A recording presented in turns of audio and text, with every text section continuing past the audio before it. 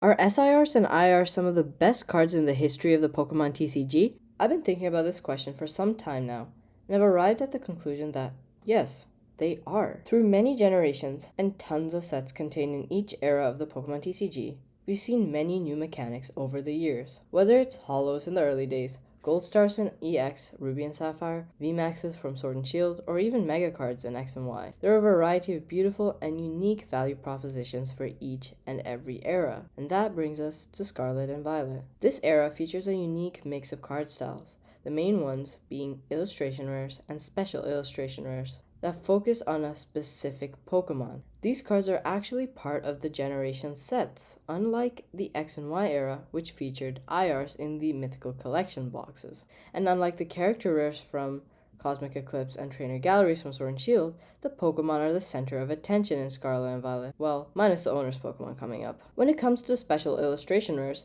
these arts tend to focus on legendaries and final evolutions and are much harder to pull. They possess mesmerizing texture and shimmer that add to the card's wow factor. SIRs also provide us with the first alternate art shinies.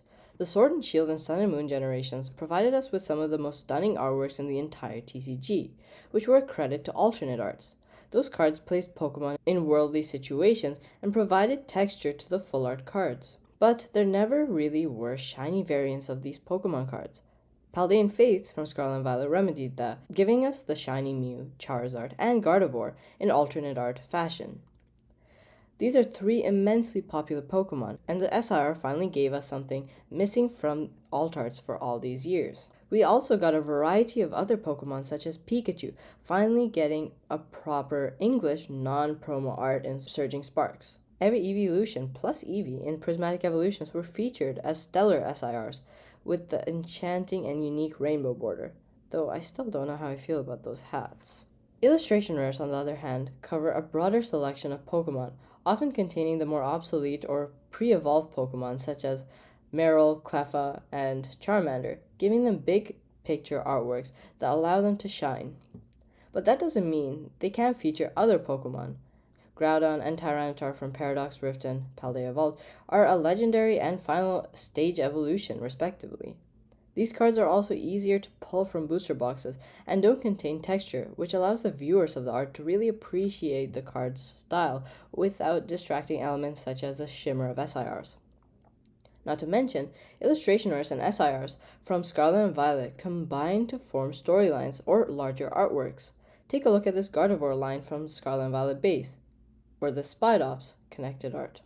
So today, let's take a look at the absolute 10 best artworks from the Scarlet and Violet era. Starting off with number 10, we have Milotic SIR from Surging Sparks. By far, this is definitely my favorite card from the entirety of Surging Sparks.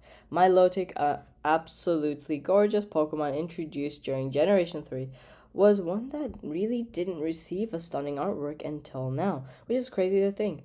The Pokemon anime consistently reveals Milotic to be the most beautiful Pokemon in the entire Pokemon world, and yet we're only seeing this card come up now. Not only is the card itself amazing, but it also comes with a connected artwork. The Feebas, its pre-evolution, connects not necessarily directly, but in terms of the storyline at the minimum, from it sort of looking up into the sky, imagining itself finally breaking free from the depths of the water, and finally evolving into Milotic and finally breaching the barrier of the water.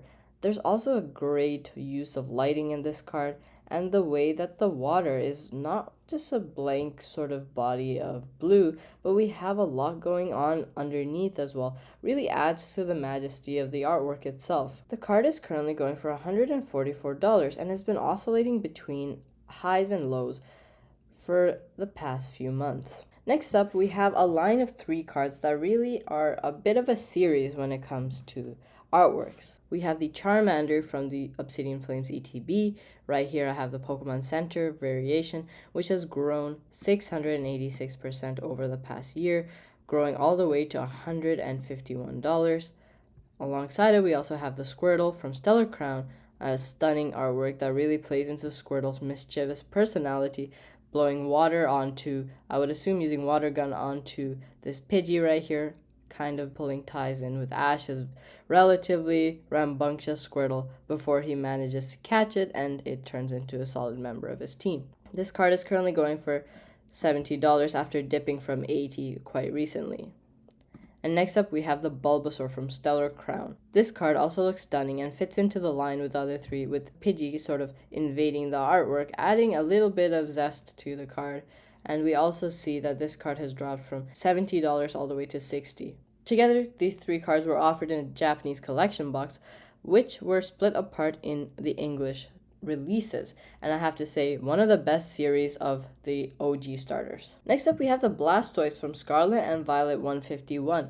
This is by far one of the best storylines from Scarlet and Violet. I really love the simple artwork. At first, I genuinely have to say, I didn't appreciate the Blastoise too much because it was so simple. There wasn't much happening in it. When I really spent some time and looked at the connected artwork though, I found that I really did enjoy it. The way that Squirtle goes from a small playful Pokemon, slowly exploring the waters, and then once it finally evolves, diving into the depths of the ocean, producing a metaphor of growth and development, which I really love. Over the past year, this card has grown from $45 all the way to 86, 90% growth, and no doubt these will become some of the most iconic cards from Scarlet and Violet as some of the central cards of 151. Next up we have the Tyranitar, and I recently mentioned this in my video of top 15 most expensive illustration rares as well. An absolutely stunning artwork that I believe is still criminally undervalued. Such a beautiful take of Tyranitar in an almost warlike setting with this purple and orangish mix in the sky, Staraptor flying overhead, and they all seem to be migrating away from who knows what. It almost looks like those scenes from the Lugia movie or even the Lucario movie where there's some sort of war happening. Just reminds me of that a little bit. Really stunning perspective for the artwork, getting to see the way the Staraptor are all migrating away from the down-up shot. And this card has been growing sort of gradually, but has had a massive jump from its initial point a year ago, going from $17 all the way to $46 now. Next up, this is the Zapdos from Scarlet and Violet, and I can't believe this card is still what it is in terms of price. 3 of the OG legendary birds. This card is really absolutely gorgeous. We have Zapdos, Moltres, and Articuno all soaring in the sky together, and the way that the air streaks around the Pokemon, it shows how fast they're flying. We get a really nice scenery in the background, sort of mixing in the sky and the land. It's almost like it's irrelevant to these three Pokemon who are flying at the speed of sound. As we see, this card has grown immensely over the past year, but I believe still nowhere near where it can be. $65 is absolutely insane for one of the best sets of the entire Scarlet and Violet era, one of the best sets in modern Pokemon history, and one of the best artworks in and of itself. Next up, we have the Bubble Mew, and this is a card that a lot of people absolutely adore. Definitely a unique artwork, and this is one of those alternate art shinies that I was talking about, something that we only got to see in Scarlet and Violet. This is pretty interesting, the artwork. We have this sort of chibi aesthetic for the Pokemon surrounding Mew.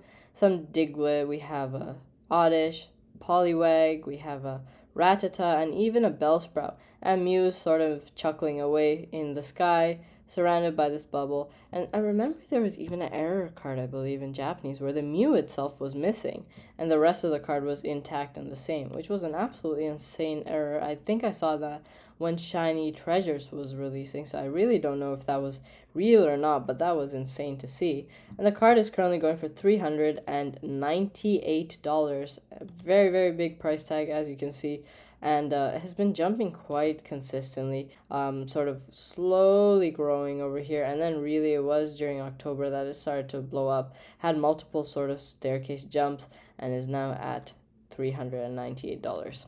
Next up, we have the Latias and Latios. Seeing these two cards in a connected artwork speaks volumes about why I believe this is genuinely fourth best sort of artwork or combination artworks you should have in your collection, because how beautiful does this look? Two iconic legendary Pokemon introduced during Generation 2, really, when there was an entire movie dedicated to these Pokemon. and they're featured more heavily in the games during Generation 3.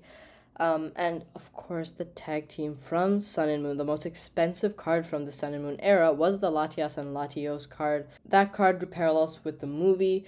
I believe it was the 5th movie, where Ash builds this bond with a Latias, and they're sort of become friends. There's a Latios, which is the older brother, and it's sort of more protective and a little bit more reserved, but at some point, they all become friends, and there's a tragic ending to the movie, and it's a really great storyline overall. And to see this sort of connected artwork almost looks like a precursor to the card in Sun and Moon is fantastic. And I also feel like the town that we're seeing almost resembles the town from the movie, which could mean that both cards really connect with the movie, which is really interesting. As we can see, the Latios illustration rare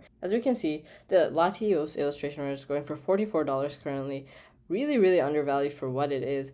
And the Latias is going for $248 currently, growing from $183 all the way up to $227. Next up, we have Charizard from 151. Again, just like the Blastoise, connected artwork with the Charmeleon and Charmander.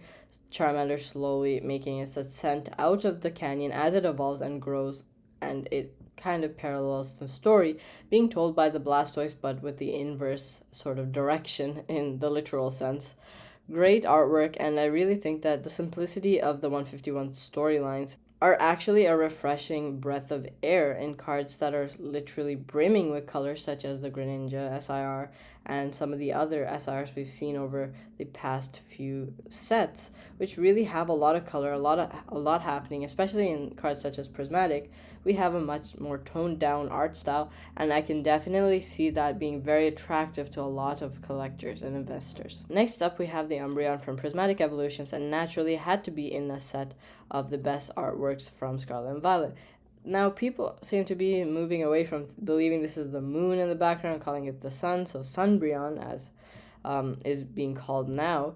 We have this sort of abstract artwork happening in the card, somewhat of a theme that I've noticed in Scarlet and Violet. All of the evolutions have a sort of geometric background or something happening that's not photorealistic or not really worldly, which is interesting. That's been a huge theme in Scarlet and Violet. Particularly could be because of how popular Shinji Kondo artworks have become, or it could be some other reason. Regardless, the rainbow borders are really quite charming, and I do enjoy this. I don't know how I feel about this crown, as I mentioned earlier, but I can ignore it in this case because it is tilted upward and you can't really see it on Umbreon that well. So it doesn't detract from Umbreon itself. Obviously, this is just insanely expensive, $1,580, much higher than Umbreon VMAX Altart from Sword and Shield was, I believe, within this span when it released. It's literally been less than 2 months, and it is going crazy. So, there is a lot of hype, obviously, surrounding Prismatic Evolutions. Whether I think this is a true reflection of its intrinsic value or not, based off of the time horizon, I can't really say, but this is, at the end of the day, a stunning artwork. And finally, we have the Magikarp from Paldea Evolved. Personally, I could understand if you want to switch around some of these cards, but for me, this Magikarp is truly one of the most beautiful artworks I've seen. I don't know what it is about it that sort of, at the beginning, I didn't like it that much, which is actually crazy to say, and now it's my favorite artwork. But there's obviously the Gyarados in the background, this wonderful contrast between the two bodies of color in this card, the river and the Magikarp. Both have a sort of faded aesthetic, which still allows it to mesh well with the black sort of striated background. Looks fantastic. Slight, tones of color once in a while, which sort of tie in with the card, not making it too harsh a contrast. And of course, we have a great growth story for this card, going from $60. It was $60 for a decent period of time. It's not just this tiny few days or month. When it first came out, it was just sitting around that price for a long time, and then it started to grow sort of gradually. Still, we're seeing it at $244 now after a year of constant growth, which is always a positive sign for a card. So those are my top 10 favorite artworks from Scarlet and Violet, but we're not even done yet. The upcoming sets from this era promise even more stunning artworks. We've already seen the SIR Ho, for example, from Rival Destinies, the set that's going to contain Rocket and Heatwave Arena. The Ho-Oh artwork is beautiful for a number of reasons, but primarily it was the first legendary ever seen in the anime. When Ash and Pikachu are rising from the ground, Pikachu finally willing to accept Ash as his partner in Season 1, Episode 1, a rainbow appears in the sky, and there, Ho-Oh can be seen flying away. I love the parallel with Ethan, the main character you can play in the Gen 2 games, looking up awestruck at a majestic Ho-Oh flying overhead, although I do wish they put the rainbow in it. But regardless, the artwork itself is really a great pull at nostalgia while keeping it fresh at the same time by keeping to the SIR aesthetic. I genuinely believe special illustration rares and illustration rares are amongst the best cards ever introduced in the Pokemon TCG, and I genuinely believe the best is still to come. So with that being said, I hope you all have a wonderful day. Let me know what your favorite special illustration rare or illustration rare is from the Scarlet and Violet era. I'll catch you all in the next one.